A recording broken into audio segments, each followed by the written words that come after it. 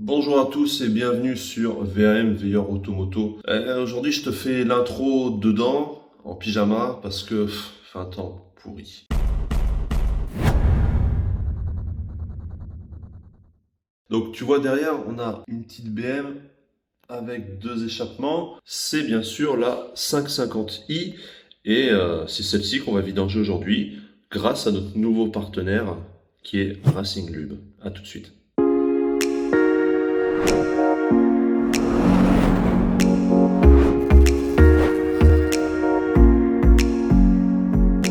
Bon, ben, prêt à affronter la tempête. Je suis pas pressé, hein. Pas pressé du tout. Mais pour une 550i, je le suis.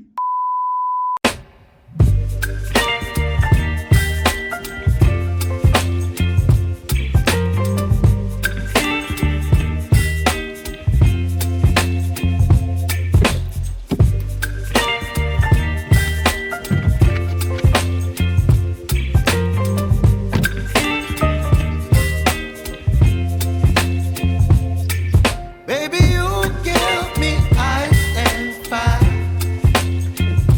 You're giving me wind and rain. You're some kind of butterfly.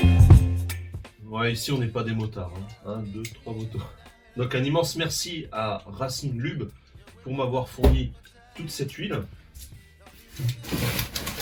Donc pourquoi il y a autant d'huile parce qu'on a de l'huile pour la 550i, donc 2 bidons de 5 litres, et de l'huile pour 2 autres voitures pour lesquelles vous aurez des vidéos très prochainement. Donc on va se faire à l'ancienne un petit unboxing.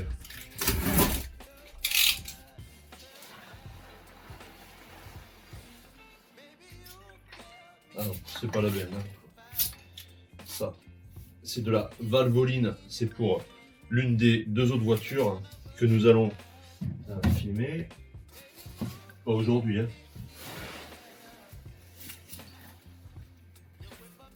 Et de la Motule. Et donc, le carton qui nous intéresse aujourd'hui, ça doit être celui-ci. Et là, tu mets un coup de cutter dans l'huile, tu vois. Non. Alors, qu'est-ce que nous avons?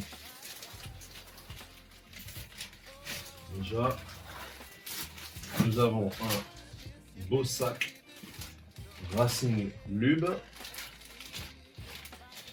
Et qu'est-ce qu'ils nous ont mis dedans? Alors, wow, un beau sticker Racing Lube. Il y en a 2 même. Donc il y en a un qui va aller finir sur le mur là-bas, à côté de notre autre partenaire. Nous avons des stickers plus moyens. Et nous avons ensuite des petits stickers. Alors ça je te montre d'un peu plus près. Je vais même l'ouvrir. Nous avons les petites étiquettes de vidange, tu vois. Et nous avons des petits stickers discrets. Donc ça j'en mettrai un. Peut-être sur le pare-brise ou quoi, on va voir. Merci Racing Lube pour ces goodies. C'est super sympa. Et qu'est-ce qu'on a ensuite? Waouh. Alors, un briquet Racing Lube. Je ne fume pas. Mais peut-être il pourra être gagné. Ensuite, nous avons un aimant Racing Lube pour mettre sur notre frigo. Un deuxième. Et enfin, un petit porte-clés, tu vois. Racing Lube. Eh ben, merci Racing Lube, c'est super mignon. Et super gentil. Allez, revenons à nos moutons. L'huile pour la BM de la Shell Helix Ultra 5W40. Ce n'est pas l'huile préconisée par BMW pour ce moteur. Il me semble qu'ils préconisent de la 0W30. Nous, on va mettre de la 540. Je vais vous expliquer pourquoi un peu après. La capacité du moteur, la capacité complète, c'est 9,45 litres. Donc nous, on a 10 litres. Donc, dans un premier temps, je vais remplir à 9 litres pour garder 1 litre de rab. Et on fera tourner le moteur et on verra comment ça se passe, tu vois. Alors, donc, full synthétique, motor oil, diesel et gasoline engine. Et elle est BMW LL01. Donc, c'est ce qu'il nous faut. LL, c'est pour long life. BMW NL01. À savoir que long life, c'est les vidanges, vous savez, à 20 000 ou 30 000 km tous les 2 ou 3 ans, des choses comme ça. Alors j'apporte une petite précision car j'ai été un peu pas assez précis. Vous voyez ici, qualité d'huile homologuée. Donc nous voyons de préférence là LL01. Et si tu ne trouves pas de LL01, tu peux éventuellement mettre de la LL04 ou LL98. Donc nous on va mettre de la 01. Donc je parle que de moteur essence, parce qu'ici on est sur un V8, mais par contre ils te mettent ici les huiles agréées qui font partie des classes de viscosité. Donc la 0W40 est recommandée, la 0W30 aussi, la 540 également et la 530 aussi. Donc moi je mets dans tous les cas de la 540 qui est préconisée également. Moi, que ce soit n'importe quelle voiture, je préconise toujours une vidange tous les ans minimum ou 10-15 000 maximum. C'est tout. Donc en plus, ce moteur V8 4 litres 4 N63 de la 550i, c'est un moteur assez sensible. L'huile, c'est un moteur qui chauffe en fait et l'huile brûle. C'est pour ça qu'on passe sur un grade d'huile différent et qu'on va faire des vidanges courtes, donc tous les ans ou tous les 10 000. Je roule peu, ça tombe bien. Je te fais juste une mise au point. Racing Lube, c'est le plus gros et le premier fournisseur d'huile sur Internet. Donc tu peux trouver de l'huile auto, moto, bateau, tout ce que tu veux. Ils ont quasiment, je dirais, toutes les références et toutes les marques de disponibles. Donc va jeter un coup d'œil sur leur site, c'est vraiment bien fait. Ils livrent rapidement, parce que moi, Racing Lube, je les ai connus d'abord en tant que client, c'est-à-dire que je commandais chez eux de l'huile. J'avais notamment commandé chez eux l'huile Fouche. Fouche, oui. J'avais commandé chez eux cette huile pour la vidange de boîte de la BMW 320D E90. Donc c'est l'huile qui venait de chez eux. Donc déjà, tu vois, à l'époque, parce que ça remonte à cette vidéo, déjà à l'époque, ils étaient présents et ils livraient rapidement. Donc ça, c'est des choses qui n'ont pas changé. Tu vois que les colis sont bien emballés, bien préparés, ton huile est en sécurité. Tu vas pas arriver avec des bidons vides. Et l'autre point que moi j'aime bien, c'est que je suis sudiste, vous le savez, je suis quand même attaché à mon terroir, à nos origines, ce que tu veux. Et Racing Lube, ils sont à Aix-en-Provence, donc ils sont sudistes aussi. Alors bon, moi je suis en bas à Narbonne, eux ils sont là-haut, mais on reste sur la même côte, tu vois. Donc, bref, dans tous les cas, c'est des sudistes. Et force à eux pour le travail qu'ils font, il est super bien. Et tu vois, ils nous mettent bien quand même. Hein. Là, ils m'ont fourni, je sais plus le montant, mais 4 bidons d'huile comme ça, de la Shell, de la Motul, de la Valvoline. Il y a quand même des marques. C'est bien, quoi. C'est pas mal. Donc, merci à eux. Et on continue notre vidéo. Alors, l'autre petite chose qu'on va utiliser, c'est un nettoyant moteur avant vidange. Donc, c'est ceci. Je te filme pas la marque parce que ça, c'est moi qui l'ai payé. Donc, c'est pas sponsorisé. Le seul sponsor de cette vidéo aujourd'hui, c'est Racing Lube qui nous fournit l'huile. Ça, c'est un complément. C'est moi qui le fais. C'est pour rincer, en théorie, le moteur et enlever des dépôts. Donc, ils disent... dissout la boue et maintient les dépôts en suspension dans le carter pour faciliter leur évacuation lors de la vidange. Nettoie l'intérieur des moteurs, empêche la contamination de l'huile neuve par les résidus d'huile usagés et sécurise l'espacement entre les vidanges. Et comment on l'utilise? Il faut le verser avant la vidange, donc on va le verser tout de suite. Verser le contenu de la boîte dans le réservoir d'huile, fermer le bouchon, faire tourner le moteur au ralenti pendant 20 minutes et vidanger immédiatement le moteur. Et ils disent que ce flacon de 325 ml traite environ 6 litres d'huile moteur. Nous, on a 9 litres. Donc, tu comprends que je vais mettre celui-là en entier. Et la moitié d'un deuxième. Bon, comme toujours, je vous le rappelle, on travaille en sécurité. Donc, le cric pour lever la voiture, bien sûr. Mais surtout, la chandelle pour vous assurer. C'est ça qui vous sauvera votre vie. Lui, il va pas vous la sauver. S'il lâche, tu meurs. Lui, il te sauve ta vie. Donc vraiment, les deux, et toujours la goupille. Toujours la goupille. Super important. N'oubliez pas ça. Allez, donc on va commencer par mettre notre additif dans l'huile. Bien sûr, moi, le seul idiot qui se bouffe tout le temps les crochets de capot, c'est moi. Si tu veux une canette, là, j'aurais dû prendre un entonnoir. Ça va.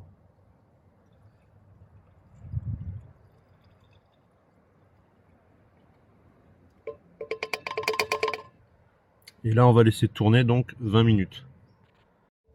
Donc il est 10h20, ça fait jusqu'à 10h40. Hop, j'enlève le capot pour qu'elle respire un peu.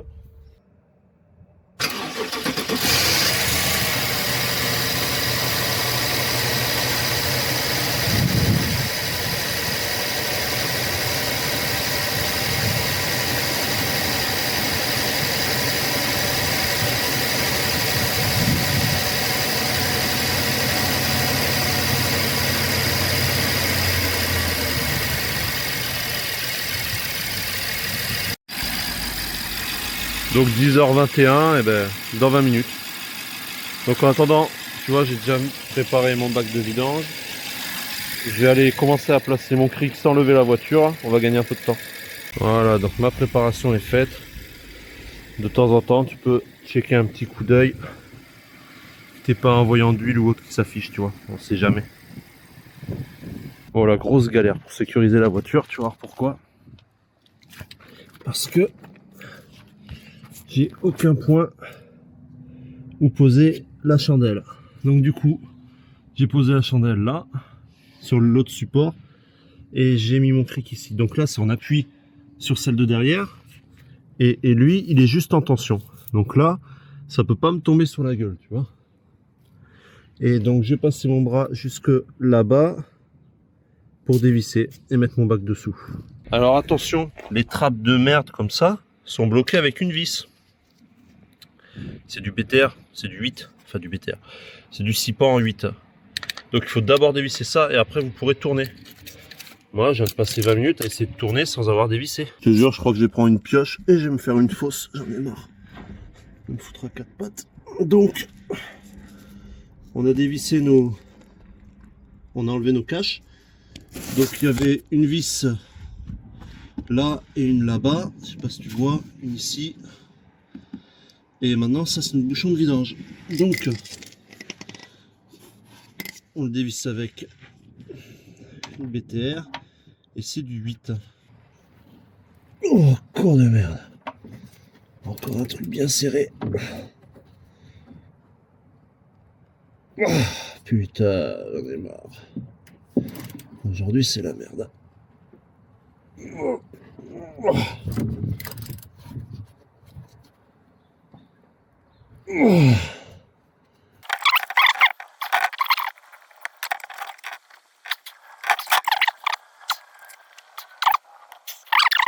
Bon, j'ai eu un petit souci. Donc tu vois, bon, un petit souci qui s'est réglé.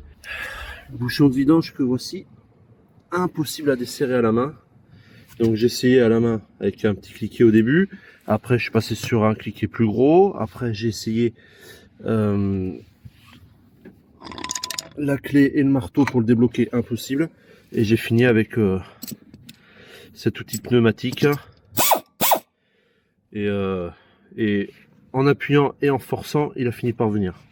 Mais putain, il m'a fait galérer ce con. Hein. Bon, tu vois, il est pas trop, il est pas abîmé. Et les dents non plus. Donc tant mieux, mais je sais pas pourquoi. Ou est-ce que eux l'avaient serré comme des oufs avant, j'en sais rien. Mais en tout cas, c'était une belle galère. J'ai jamais autant galéré à vidanger une voiture, jamais. Ok, donc la vidange est faite. Comme je l'ai dit, j'ai galéré avec ce bouchon à le desserrer. Donc pour le resserrer, je l'ai serré au contact et j'ai rajouté un bon coup et c'est tout. Donc là, la prochaine fois, je pourrai le démonter à la main. Et maintenant, on a notre filtre à huile qui est là. Donc il faut un écrou 6 pans, un BTR, pardon, comme ça. Et c'est du 6 mm, si je dis pas de bêtises. Et j'espère que on va pas galérer autant que l'autre à le dévisser. Non, yes. Oh, mais c'est quoi ça? Ah, c'est peut-être... C'est une mini vis de vidange pour vidanger le filtre. Et après, tu mets une cloche pour le dévisser à la cloche. Je pense que c'est ça. On va voir. Bon, voilà, nous en sommes. Donc, là, il y a bien une vis de vidange pour le filtre, sauf que ça vidange que dalle, parce que j'avais vidangé un quart de ce que tu vois là, donc tout le reste m'est tombé sur la gueule. Donc, super. Idéalement, pour ça, il faut une cloche. Une cloche comme ça, tu vois, que tu mets. Sauf que vois, celle-ci, moi, elle y va pas. Elle est pas bien adaptée. Donc il me faudrait peut-être une taille un tout petit peu au-dessus, je ne sais pas trop. Mais c'est vraiment une grosse galère. Donc je l'ai fait avec avec ce que tu vois là-bas. Mais c'est pas génial. C'est avec la chaîne là. C'est pas génial. Donc là, il faut nettoyer tout ça, changer le filtre. Et puis tout remonter. Remettre de l'huile. Et on sera pas mal. Mais tu vois le sacré chantier. J'arrive même pas à filmer correctement. Tellement il y a de vent. Tout ce que j'ai dû sortir. Enfin, ça fait 2 heures que j'y suis. Hein. 2 heures. J'ai jamais autant galéré à vidanger une voiture. Donc je pense que le plus gros problème, c'est le manque de place et le fait que tout était serré beaucoup trop fort. Et surtout le manque d'espace, quoi. Je peux pas la lever correctement. Enfin, c'est compliqué, quoi. Pour l'année prochaine, il faudra que je réfléchisse à faire autrement. J'enlève ça. Ensuite, j'enlève l'ancien filtre. Il suffit de tirer dessus. Je pense que vu la tronche, il n'a pas été changé à la dernière vidange. Alors normalement, il suffit de tirer dessus, hein. Je te dis normalement. Quoi ? Ah là, il va pas venir. Bien sûr que tu t'en mets partout. Ah, c'est chiant ça. Oh, chiant les filtres. Donc, comme toujours, on remplace notre joint. Tac. Poubelle.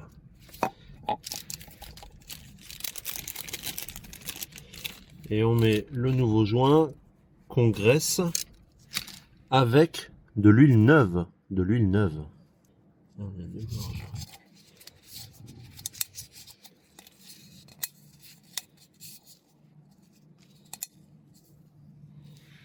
Alors ils nous fournissent un autre petit joint, je pense que c'est pour le bouchon de purge qui est là. Ouais. Donc on va le remplacer aussi. Et pareil, le nouveau on le graisse avec de l'huile neuve. Hop, et on le remet. Voilà, tout simplement. Et après, on peut revenir le revisser.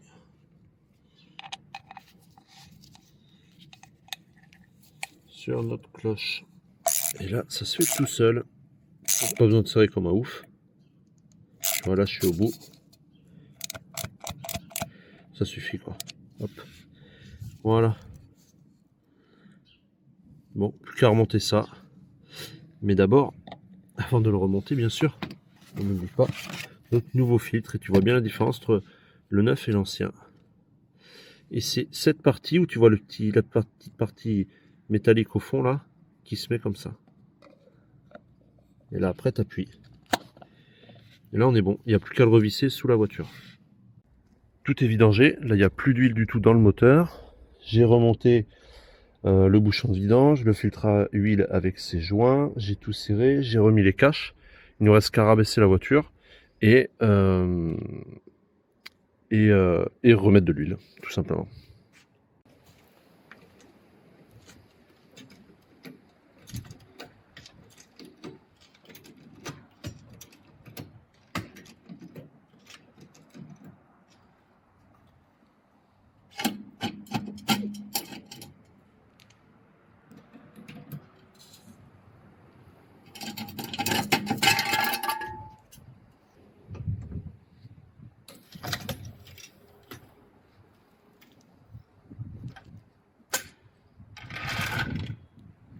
On sait qu'il faut 9 litres. Donc on va déjà commencer par vider entièrement un bidon de 5. Hop. Ah, mais ce crochet à chaque fois quoi. Ah, je vais avoir un trou dans la tête à force. Donc on prend notre Shell Helix Ultra en 5W40, gracieusement fourni par Racing Lube. Et on verse le contenu en espérant qu'il n'y ait pas trop de vent.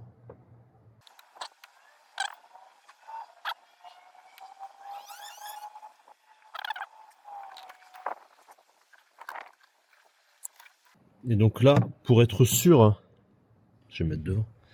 Donc pour être sûr de mettre que 4 litres d'huile supplémentaire, je vais verser 1 litre dans le bidon. Donc quand j'arrive ici au premier marqueur, bah, ça veut dire que j'ai mis 1 litre de côté. Je peux remplir mon... Je pourrais mettre les 4 litres d'un coup, quoi. Allez, je fais le transvase et je vous reprends. J'ajoute les 4 litres restants en faisant attention et au crochet qui est au-dessus de ma tête et à pas en foutre 3 tonnes à côté. Donc il faut que je me fasse une liste entonnoir et cloche pour l'année prochaine.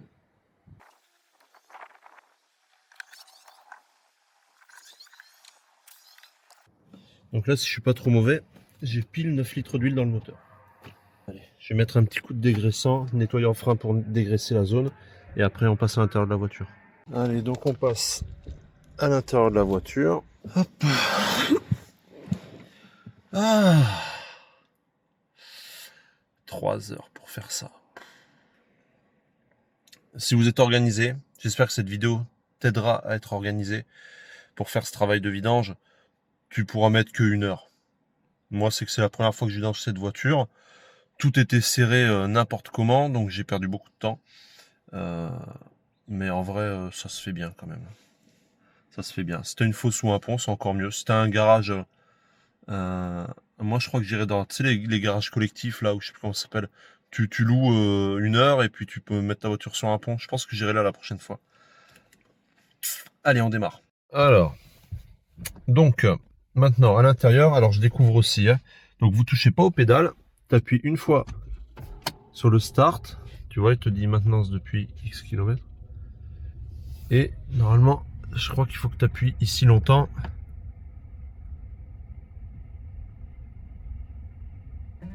Voilà. Reset possible. Liquide de frein, contrôle du véhicule, plaquette. Hop, reset possible. Donc là, tu rappuies à nouveau longtemps. Effectuer reset, tu rappuies.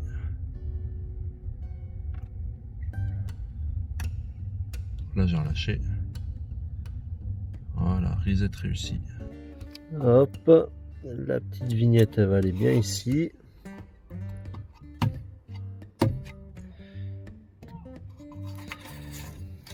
Et le petit sticker, on le met où? Là.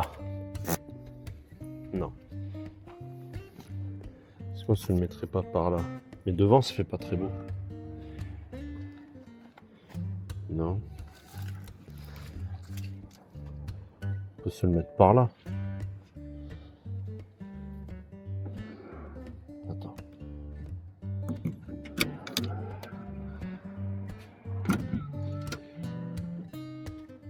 Je vais le mettre là. Là, juste sous le trait. Bon, il glisse, mais faut l'imaginer là. Allez, on le met là, on verra bien si ça tient ou pas les lavages. Plus haut ou plus bas?